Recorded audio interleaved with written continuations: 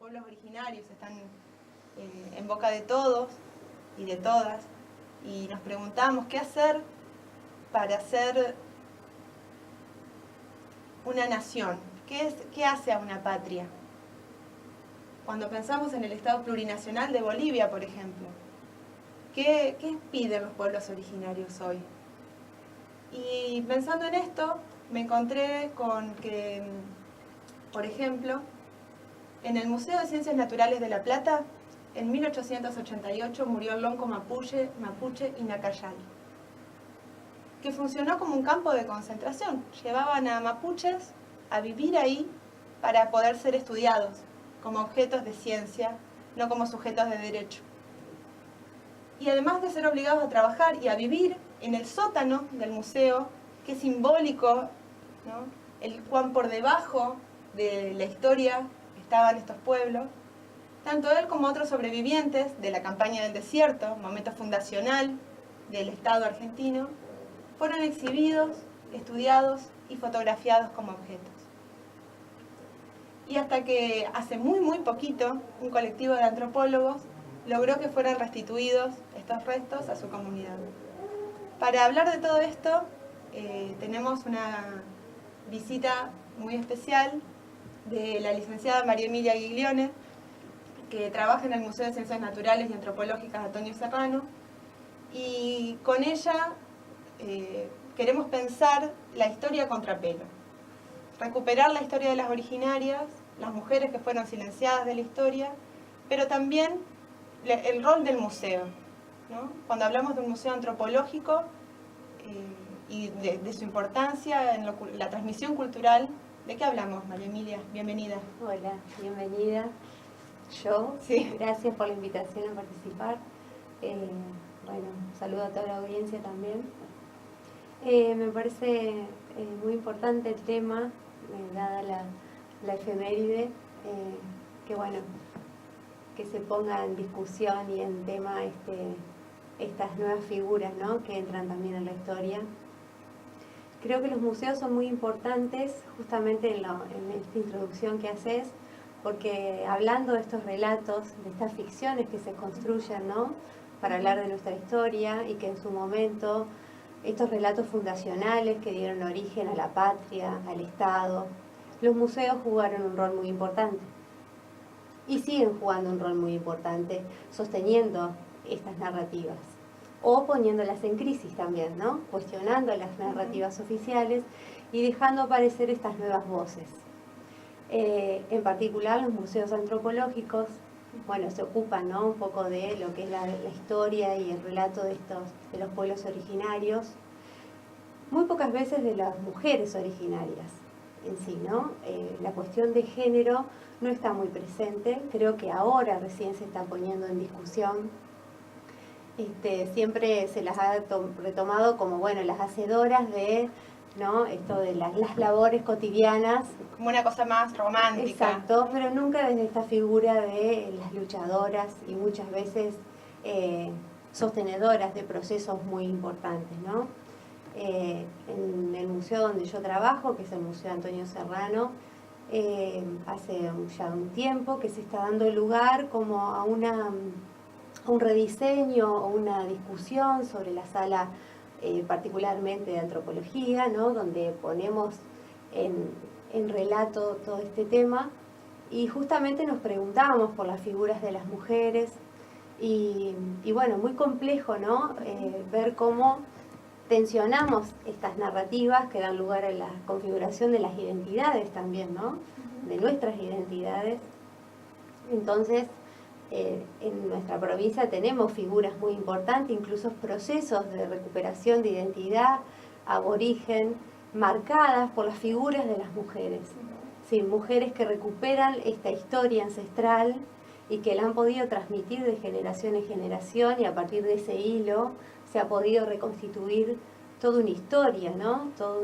¿A qué comunidad te referís en concreto? Particularmente yo podría hablar de lo que fue la comunidad charrúa, por ejemplo, que bueno, ha tenido un proceso de reconfiguración muy importante, y también un hito en la provincia, porque partimos de hablar de una provincia que configura su imaginario identitario, su entrerrianía, su relato fundacional, sin que aparezcan los pueblos originarios. Es decir, aparecen en tiempo... En el sótano, igual en el sótano, que los mapuches. exactamente. Borrados totalmente este relato oficial, acallados, hablando en pasado.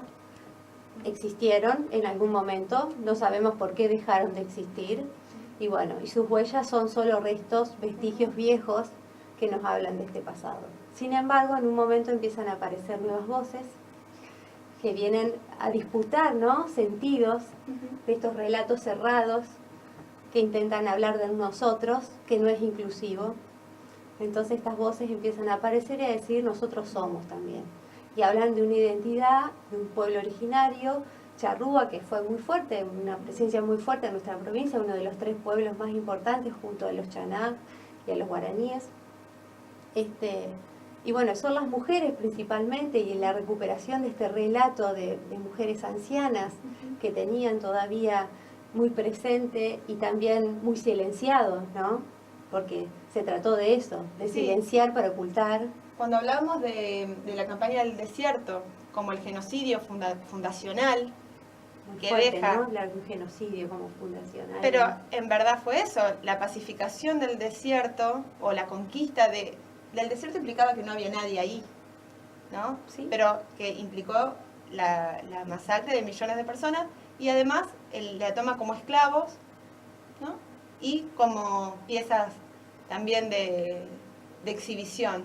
Sí, después la recuperación, ¿no?, de estas figuras desde un lugar como desde lo exótico, también desde pueblos donde se les empieza a mirarse como, bueno, sí, lo pintoresco. Lo pintoresco, ¿no? Silenciando todo este trasfondo también, bueno,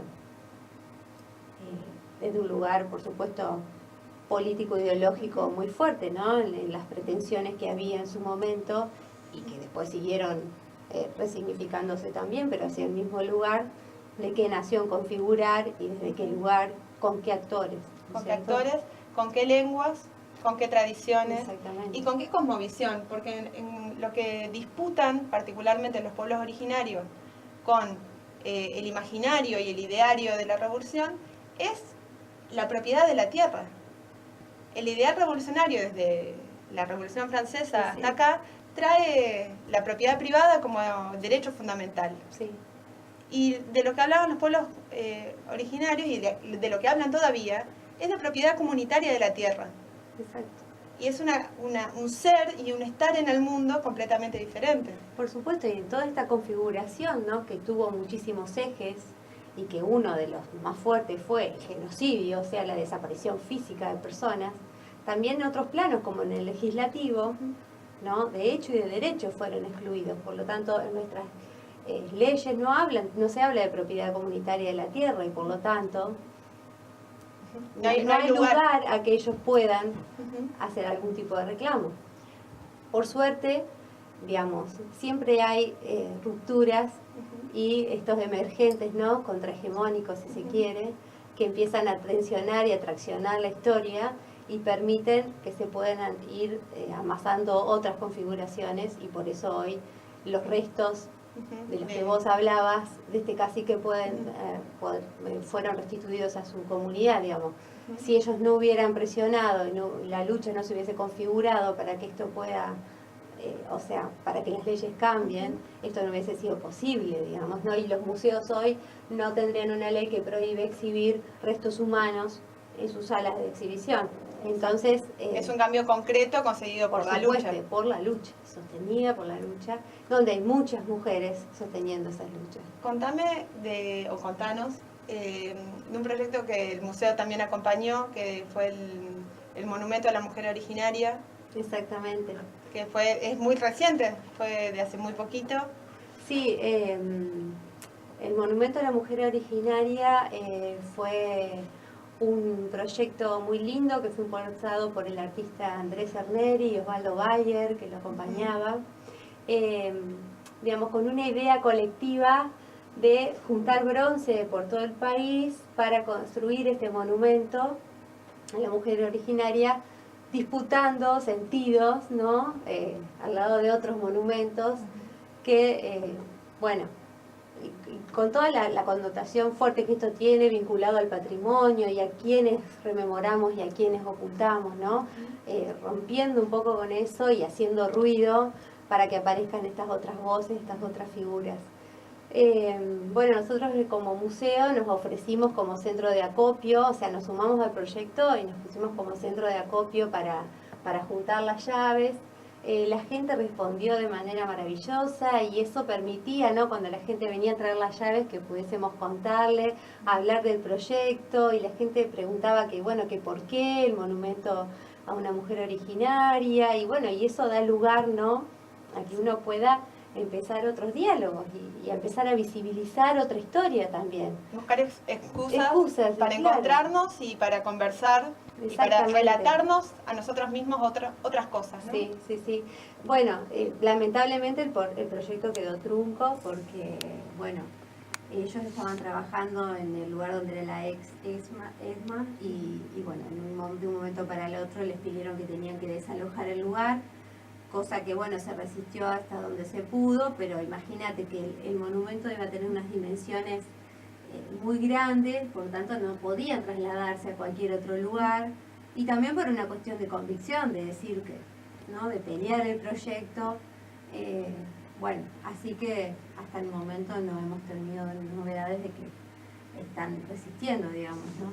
Para mí es tan tremendamente simbólico que las luchas por reivindicar tengan tantas trabas en estos contextos de, digamos, de puesta en crisis de los relatos y de las pujas de sentido. Yo creo que eso, lo que decías vos, es el nudo de la cuestión. Y cuando nosotros hablábamos hoy más temprano, cuando presentábamos el tema del día, de las orfandades, ¿no? Qué escondemos y qué no contamos deja fuera un montón de cosas. Y hoy estamos hablando del padre de la patria, ¿no?, que no es por dejar de lado la figura de San Martín, al contrario. San Martín y muchos de los que estaban gestando una nueva nación y un nuevo país consideraban a los pueblos originarios pares. Las primeras proclamas y los primeros textos estaban escritos en aymara y en quechua. Sí. ¿Y cómo acompañaron la lucha, ¿no? ¿Qué nos pasó que quedamos en una sola lengua, que es la lengua del conquistador, ¿no? El español y el castilla es la lengua del conquistador y nos perdimos las otras. Sí, de hecho, bueno, el tema de la pérdida de lenguas es tremendo, digamos. En ese sentido, nosotros, por ejemplo, en el museo también tenemos un taller de lengua chaná y un taller de lengua guaraní, que me parecen como opciones muy importantes justamente para que estas lenguas no se pierdan, porque aparte no es solo que se pierde una lengua, ¿no? Es una visión de mundo, es decir, exacto, es muy fuerte. Es el mundo que encierra ese lenguaje. Exactamente. Entonces, bueno, son como pequeñas acciones o grandes acciones, si se quiere, que van intentando, bueno, poner en tensión y visibilizando otro tipo de luchas, otras historias. Y también, como decíamos hace un ratito, tender hacia el pasado, un puente desde este presente para imaginarnos un futuro un poco mejor. Nos vamos a la tanda. Muchísimas gracias, María Emilia, por acompañarnos. Volvemos en un rato.